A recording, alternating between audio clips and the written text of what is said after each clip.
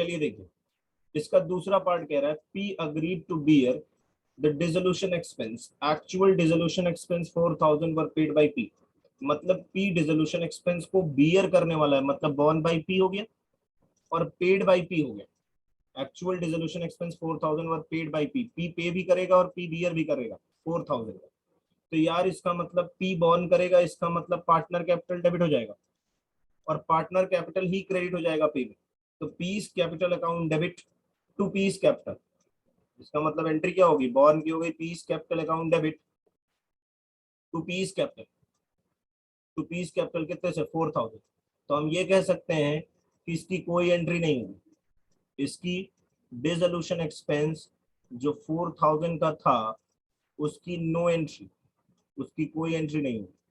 Dissolution expense 4000 का जो था उसकी नो एंट्री, क्योंकि बॉर्न बाई पार्टनर है और पेड बाई पार्टनर है, पेड बाई सेम पार्टनर है।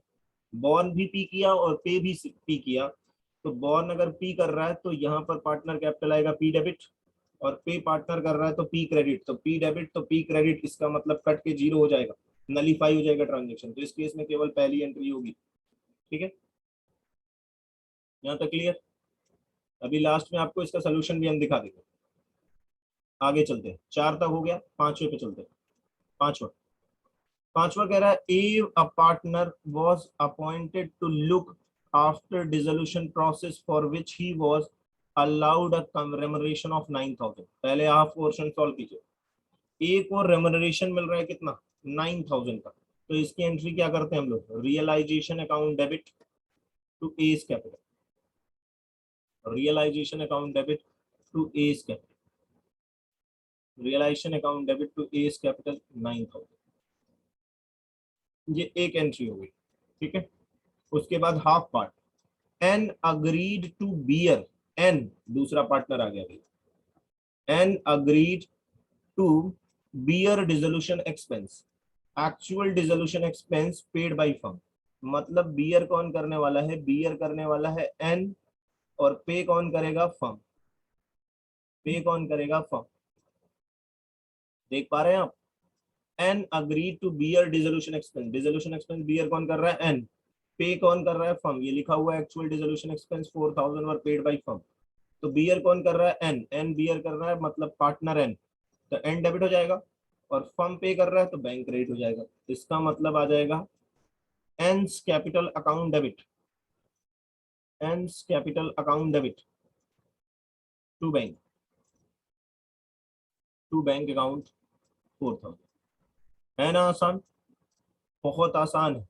अगर मुझे आप देखिए तो मैं बस इतना ही ऊपर नीचे कर रहा हूँ, बस यही समरी जो लिखा हूँ इसी समरी में ही आपको पूरा सॉल्व करके दिखा दे रहा हूँ। जितना ऊपर नीचे, जो ये ऊपर समरी लिखी हुई है बस उसी के दम पे पूरा सॉल्व कर रहा हूँ, इसके अलावा और कुछ भी नहीं उठा। तो इसका मतलब जितनी समरी है यही इसका निचोड़ है। इसके बाद लास्ट एंट्री आ जाती है, Q a partner was appointed to look after the dissolution process which he was allowed a remuneration of 18,000।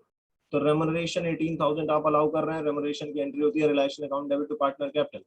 इसका मतलब इसकी एंट्री हो जाएगी छठे की एंट्री हो जाएगी realisation account debit,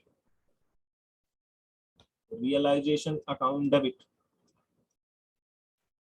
realisation account debit 18,000, realisation account debit 18,000 to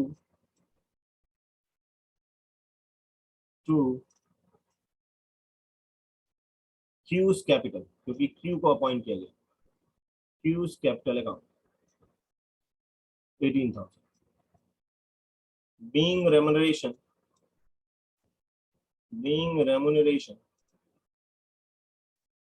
remuneration allowed to Q।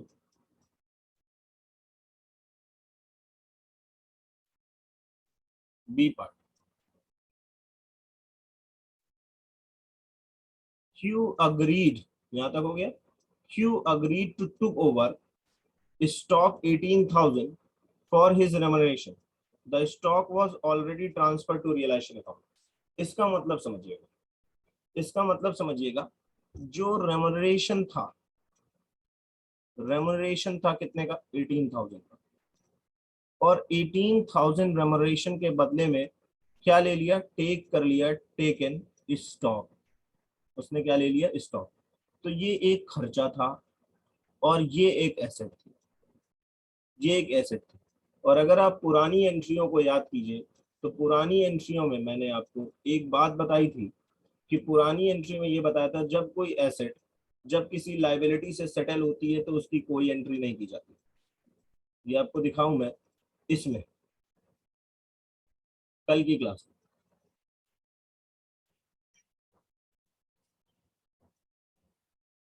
पुरानी एंट्री में अगर आप जाएंगे तो यहाँ पर देखिए क्या लिखा है मैंने, जब कोई एसेट किसी लाइबिलिटी से सेटल की जाती है तो कोई एंट्री नहीं होती। तो आप यहाँ पर वही सेम काम हो रहा है कि क्यू को रेमनरेशन के लिए अलाउ किया गया 18,000 और उस रेमनरेशन उस एक्सपेंस, एक तरीके से आप कह सकते हैं ये रेमनरेशन मेरे लिए लाइबिलिटी था क्योंकि मुझे पे करना था, मुझे रेमनरेशन पे करना था, ये लाइबिलिटी थी। उसने स्टॉक ले लिया, इस रेमनरेशन के लिए क्यू ने क्या ले लिया, स्टॉक ले लिया। तो एक एसेट से एक लाइबिलिटी सेटल हो रही है, ये दोनों आपस में सेटल हो रहा है, तो इस केस में नो एंट्री आएगी, इस केस में कोई भी एंट्री नहीं की जाएगी। तो पांचवें छठे वाले में कोई भी एंट्री नहीं होगी, जो मैंने यहाँ पर एंट्री लगा दी है छठे में, इस केस में ये वाली एंट्री नहीं होगी, नो एंट्री, नो एंट्री। क्यों, क्योंकि remuneration remuneration 18,000 settled with stock rupees 18,000। रम stock is asset and remuneration एक तरीके से चाहे आप इसे खर्चा कह लीजिए और चाहे आप इसे ये कह लीजिए कि हमारी लाइबिलिटी थी जो हमें फ्यूचर में क्या करनी थी, पे करनी थी।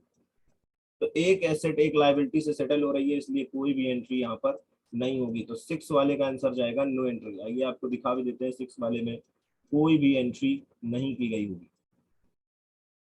ये देखिए,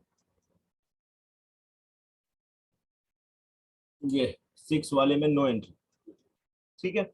बाकी सब जितनी एंट्रियां हैं मैंने करा दी। यहां तक आपका डिसोल्यूशन एक्सपेंस का पार्ट 1 समाप्त हो गया। पार्ट टू आपका खत्म हो गया डिसोल्यूशन एक्सपेंस से भी जुड़ा। तो डिसोल्यूशन एक्सपेंस में हमने रियलाइजेशन एक्सपेंस का पूरा कॉन्सेप्ट कवर किया है, रियलाइजेशन एक्सपेंस का एक एक चीज नहीं छोड़ा है, क्वेश्चन भी लगवा दिया। अब नेक्स्ट क्लासेस में हम लोग एंट्रीज, एक पार्ट 2 की जनरल एंट्रीज हमने पढ़ी, ये हमारी पार्ट 2 की जनरल एंट्रीज थी, और पार्ट 1 की जनरल एंट्रीज पढ़ी थी।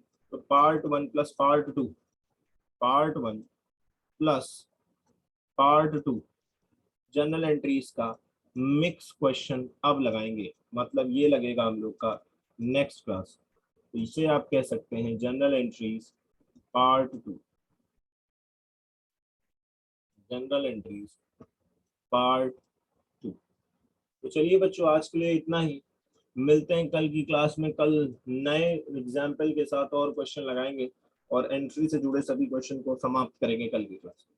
ठीक है, तो चलिए tata bye bye, take care, good night.